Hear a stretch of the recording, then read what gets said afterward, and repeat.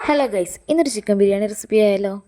കഴുകി വെച്ച ചിക്കനിലേക്ക് കുരുമുളക് പൊടി, മഞ്ഞൾപ്പൊടി, ഗരം മസാല, ഉപ്പ് ഇതെല്ലാം കൂടെ ചേർത്ത് നന്നായിട്ടൊന്ന് കുഴച്ചെടുത്ത ശേഷം ഇതിലേക്ക് കുറച്ച് തൈരും നാരങ്ങ നീരും കൂടെ ഒഴിച്ചു കൊടുക്കാവേ. ഇതിലേക്ക് ഉള്ളിയും ചതച്ച് വെച്ചിരിക്കുന്ന ഇഞ്ചി വെളുത്തുള്ളി പേസ്റ്റും പച്ചമുളകും കൂടെ ചേർത്ത് നന്നായിട്ട് കൈവച്ചൊന്ന് കുഴച്ചെടുക്കാം. ഇതിലേക്ക് ചെറുതായി അരിഞ്ഞ് വെച്ചിരുന്ന തക്കാളിയും മല്ലിയിലയും കറിവേപ്പിലയും കൂടിയിട്ട് ഒന്നുകൂടി നമുക്ക് നല്ലോണം മിക്സ് ചെയ്തെടുക്കാവേ.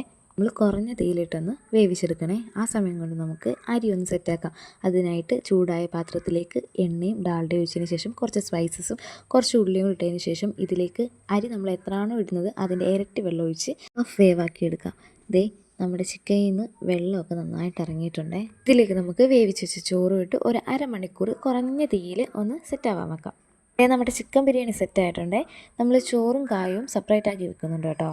സത്യം പറയല്ലോ ഗൈസ്, ഏട്ടൻ ആദ്യമായിട്ട് വെച്ചാണെന്ന് പറയത്തില്ല കേട്ടോ. നല്ല കിട്ടില്ല ടേസ്റ്റ് ആയിരുന്നേ. അപ്പോൾ അത്രയുള്ള വീഡിയോ ഇഷ്ടപ്പെടുവാണെങ്കിൽ ഒന്ന് സപ്പോർട്ട് ചെയ്യണേ. അപ്പോൾ അടുത്ത വീഡിയോ ആയിട്ട് കാണാം.